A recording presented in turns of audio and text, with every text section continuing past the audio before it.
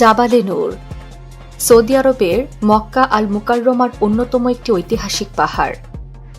অনেকের কাছে স্থানটি গাড়ে হেরা বা গাড়ে গুহা নামেও পরিচিত।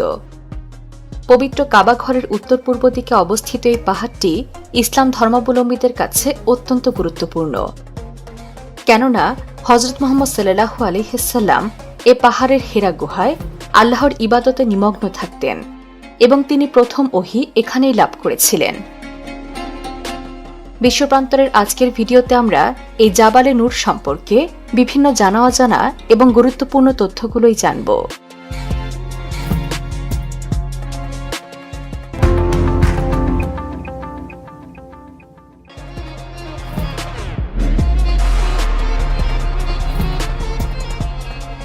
আরবি অভিধান অনুসারে জাবাল অর্থ পাহাড় এবং নূর অর্থ আলো। সে হিসেবে জাবালে নূর অর্থ আলোর পাহাড়। এই পাহাড়ে অবস্থিত হেরা গুহায় বরকতময় আলোকিত কুরআন মজিদ নাজিল হয়েছিল বলেই পাহাড়টির এমন নামকরণ করা হয়েছে। পাহাড়ের নিকটে অবস্থিত একটি সাইনবোর্ডের তথ্যানুসারে পাহাড়টির উচ্চতা 565 মিটার, অর্থাৎ পাহাড়টি প্রায় 1000 ফুট উচ্চতা বিশিষ্ট। মসজিদ আল হারাম থেকে জাবালে নূরের দূরত্ব প্রায় 2 মাইল। এই পাহাড়ে উঠানামা করা বেশ কঠিন। প্রায় 250 ফুট উচ্চতার পথ পেরোলে সিঁড়ির দেখা পাওয়া যাবে। একজন সুস্থ স্বাভাবিক ব্যক্তিরও পাহাড়ের শীর্ষে উঠতে ঘণ্টা পেরিয়ে যাবে। অথচ নবী হযরত মুহাম্মদ সাল্লাল্লাহু আলাইহি ওয়াসাল্লাম ধ্যানের জন্য এবং তার সহধর্মিণী হযরত খাদিজা রাদিয়াল্লাহু তাআলা আনহা তাকে খাবার দেওয়ার জন্য নিয়মিত এই দুর্গম পথ অতিক্রম করতেন। তখন ছিল না কোনো রাস্তা কিংবা সিঁড়ি। এই পিচ্ছিল এবং পাথরের রাস্তা বেয়েই তিনি পাহাড়ে উঠতেন এবং হেরা গুহায় তিনি দিনের পর দিন মহান আল্লাহর ধ্যানে মগ্ন থাকতেন। 610 খ্রিস্টাব্দে মহিমান্বিত লাইলাতুল কদরের রাতে এই হেরা গুহাতে হযরত জিবরাইল আলাইহিস সালাম মহান আল্লাহর পক্ষ থেকে ওহী নিয়ে এসেছিলেন। এখানেই মহানবী হযরত মুহাম্মদ সাল্লাল্লাহু আলাইহি ওয়াসাল্লামের উপর নাজিল হয় পবিত্র আল কুরআন।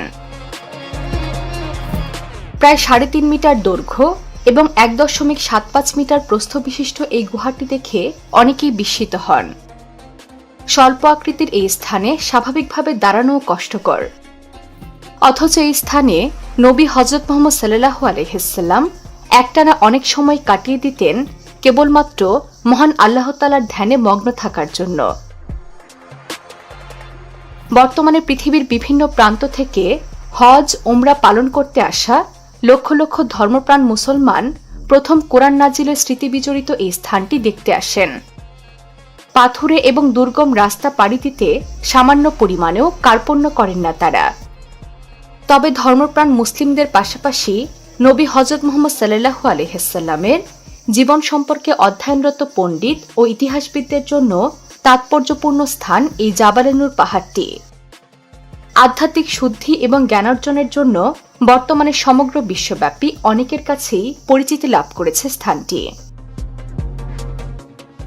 জাবাল আর নূর পাহাড়টি সম্পর্কে অনেক ইসলামী গ্রন্থ এবং সাহিত্যে উল্লেখ পাওয়া যায়, যা ইসলামী ঐতিহ্যে এর গুরুত্বেরই প্রতিফলন ঘটায়। তীর্থযাত্রী এবং দর্শনার্থীরা জাবালে নূরের চূড়ায় ধ্যান এবং প্রার্থনায় সময় কাটান।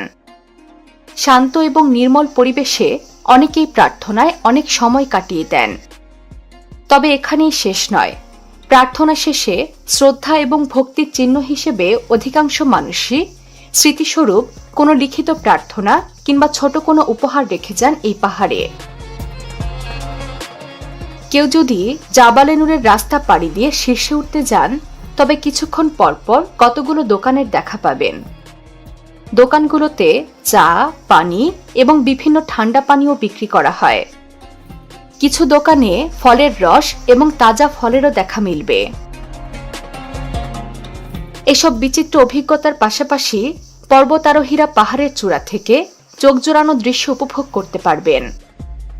এমনকি এখান থেকে পাহাড়ের আশেপাশের ল্যান্ডস্কেপ এবং মক্কা শহরের প্যানোরামিক ভিউ দেখা যায়। এই স্থানগুলো ছাড়াও পাহাড়টি এর বাহ্যিক প্রাকৃতিক সৌন্দর্যের জন্য পরিচিত। জাবালে নূরের আশেপাশের কিছু অঞ্চলে এবড়োথেবড়ো পাহাড় এবং সবুজ গাছপালায় আচ্ছাদিত এলাকার দেখা মিলবে। সব মিলিয়ে ইসলাম ধর্মের অনুসারীদের জন্য এক গুরুত্বপূর্ণ এবং ঐতিহ্যবাহী স্থান এই জাবালে নূর। অনেকেই জাবালে নূরে হেরা গুহা পরিদর্শনে আসেন। হেরা গুহা বিশ্বব্যাপী মুসলিমদের জন্য ঐতিহাসিক তাৎপর্য এবং শ্রদ্ধার স্থান। তাই পৃথিবীর বুকে সম্মান, শ্রদ্ধা এবং ঐতিহ্যের অংশ হিসেবে জাবালে নূর এভাবেই আলো ছড়িয়ে দিক, এমনটাই চাওয়া বিশ্ববাসীর। বিশ্বের নানা প্রান্তে ছড়িয়ে থাকা এমন জানা অজানা তথ্য জানতে সাবস্ক্রাইব করুন।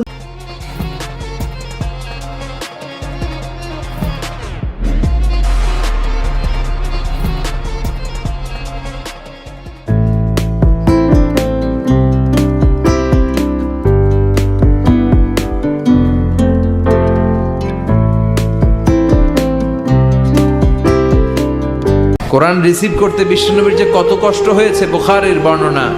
মা আয়েশা বলেন প্রচন্ড শীতের রাতে, কিসের রাতে? শীতের রাতে যখন বিশ্বনবীর কাছে কোরআনের আয়াত নাজিল হতো, মা আয়েশা বলেন আমরা কম্বল গায়ে দিয়ে রাখতাম শীতে, আর বিশ্বনবী ওই শীতের রাতে কোরআনের আয়াত নাজিল হওয়ার কারণে ঘামতে ঘামতে ঘর্মাক্ত হয়ে একাকার হয়ে যেতেন। বিশ্বনবী